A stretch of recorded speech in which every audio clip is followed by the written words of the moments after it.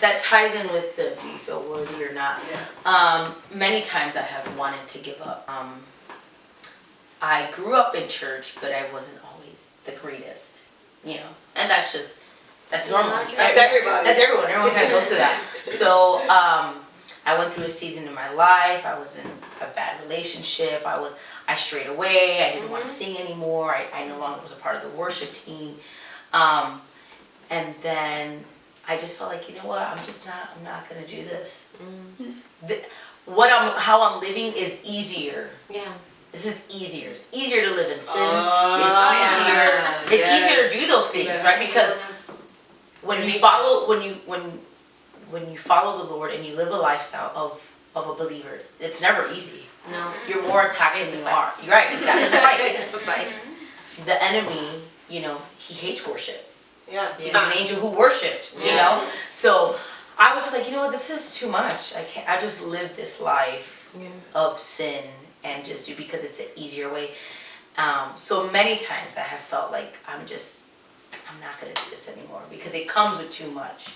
Yeah. It comes with too much pressure. Everyone looks at me, everyone thinks this, or so I was just like, I've had many moments where I felt like I don't want to do this anymore. I know that's a natural feeling. Have been with the people, with the team. with the team too, yeah. But the people that you're ministering to sometimes, like they suck you dry. Preach it. It's true. And and I get it because I grew up in church, so I've seen it all. And as a daughter of a pastor, you just see a lot of ugly, a lot of things that you're like, wow, this still happens in church too, and so it really makes you want to give up on those people. Like, why am I ministering to these people? Like, they don't even care, they don't even want to be here. They don't even want, they don't listen. They don't, So that frustration, and for me, it's that's kind of one of the reasons why also, God was saying, oh, maybe this is because this is not, you've been feeling discontent and frustrated because this is really not your audience either. This is not people you're called to minister to, because to me it got to the point where I really felt like we were just over, like very much like our culture here, like our society is we overeat. And I feel like in our churches we overfeed our people, and they still want more. Yes. Give me more. But it's not a spiritual thing. It's just I just want to hear because they don't never learn to do it themselves. They never learn to Exactly. get into their intimate times of worship. They never learn to seek God on their own. They want someone to be laying hands on them. They want someone to be prophesying over them, and so they just want. They want to, and never give back. Never minister to others. Never share. And this particular, it's spiritual gluttony. Yes, literally. And this generation now, the majority of the millennials and people that attend church now, Sunday is all they have. Yeah. Right. That's all they do. Mm-hmm. So when they come with that sense of Monday through I'm Saturday, starving. I'm starving because I haven't done it. I haven't been in my word. I haven't had quiet time. So when they come to a Sunday service, that's all they want. They want to suck you out, and you're like, there's nothing. Sometimes I stop the music. Yeah. I stop complaining and I say, I pray that today was a new day. Your only day of worship. Yeah. I pray that mañana you're worshiping just like you are right now. Yeah. And that Tuesdays and Wednesdays. Some churches too, they have a timer, right? And some churches, you want to be people of the presence, right? You want to be in the presence of God. You want to rest, and there are times and places for that. So a lot of people are like, hey, I'm just sticking to my timer. And if that moment you can't, like you said, people want to come and be like, but no, we want more. No, this is the time to do it. God operates. He's a God of order. Get plugged in. Right. He's a God of order. We don't so if you cannot come into the presence of God and immediately fall into that and know and fall in line with what's happening, that's not the fault of any worship leader, any pastor, anything like that.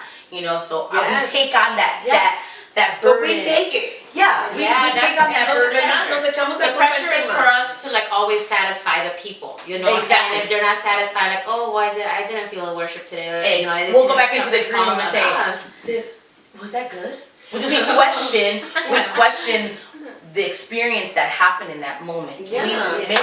We question God's ability Yeah. to do what He did in that moment. We're like, Yeah. did it work? So we're all in the same, estamos en el mismo canal, in the same channel.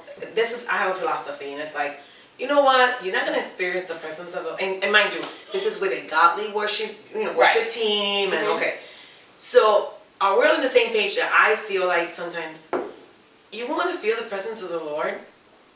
Did He walking with you to church, or were you expecting? I didn't. For us. I wasn't with God all week. That's what I'm saying. I didn't pray. Yeah. I didn't read the Bible. Cuando yo entro aquí, I want to meet God. Oh, you're in for something. Sometimes I'm like, and I'm like, oh, it was the best worship ever. Come down and people are like, and I'm thinking, how was your worship this week? Yeah. We just come to worship together. Yeah. I think God should come with you to church. Now, I'm going to go find God at church. No, you're going to find sick people at church. And then hopefully we're going to heal together. Yeah. But, my son-in-law, he preached, God bless him, and they stood with me. He challenged the members, and he said, listen, when you walk out this door, do you take Jesus with you? Yeah. Or he stays here until next week. Until He next comes back. week. Wow. Siéntese ahí, ahorita vengo Jesús. El domingo. In those moments of tug of war, right? Because it's a tug of war that you're having with the congregation and the team that's on the altar. I like to do as a worshiper. I need to hear us. They hear us all the time. Yes. This is what we do. But when you put it back on the congregation, it gives them the responsibility to really tap into the Spirit and really pour their hearts out. So I'm huge on that. Where I'm gonna put it right back on. I'm always, I want to be an encourager. I want to be a teacher. So when I worship, I think about the new believer that comes in that doesn't know how to raise their hand, that doesn't know. So and that I'm ushered. Exactly, that we're always being an example of what it is to worship, what that is, So I always do that. Let's have corporate worship. Singing out is so beautiful to me, but I feel that it removes the attention from us, and it really allows the presence to find its place with those people when we put it on them, because that's a full surrender right there. They're like, it's just them, it's their voice, it's not us overlapping them. So I feel like in those moments, that's when really God is moving in people that maybe with their hands crossed, or maybe I don't want to be here. I've been doing this all the time. Y Vero y Adriana han sentido give up. I felt like giving up so many times.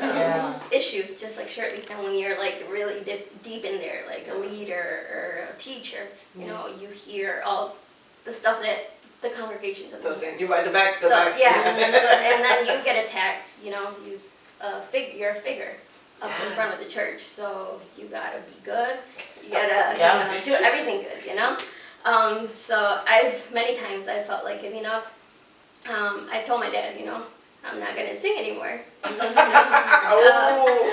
my dad's like the type that, no, God gave you this talent, and you're gonna do it. And so many times I've tried to run away, making up excuses. You think God allowed that to happen? But, God's like that. ¿Qué le hizo a Jonás? So, hemos sido como Jonás a veces, ¿no? Oh, yes. Right? En el estómago de un pez. Oh my God, right? So the more we run away, God is gonna, pull you back into that. So it's just He who started the working, right? So it makes me assess el pueblo de Israel. ¿Cuántos años le tomó para llegar? 40. The same way. And we're the same way. We're so stubborn. ¿Y tú, Adriana, has pensado en hasta aquí, no más?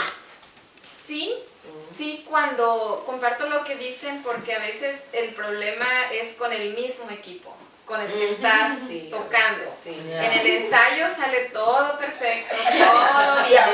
Ya lo tenemos, el domingo esto va a estar bien. Y llega el domingo y pasa algo. Siempre pasa algo, que no se oye, o que algo está mal, o X cosa. Y es donde sientes frustración, porque cuando tú diriges, tú estás al frente y la gente te ve a ti, no ve al equipo, pero si el equipo algo sale mal, todos quedamos mal. Y eso es frustrante porque dices, si ya lo practicamos, si ya todo salió bien, porque hoy no estamos poniendo atención. Y a veces es por eso, porque incluso el mismo grupo no leímos la Biblia, no oramos, no buscamos a Dios y queremos que el domingo el Espíritu Santo se mueva y que todo salga perfecto. Y cuando nosotros mismos somos los que estamos fallando. Y así queremos llevar a la congregación a la presencia de Dios, pero dice Dios, si no me buscaste en toda la semana, ¿quieres que yo le aparezca?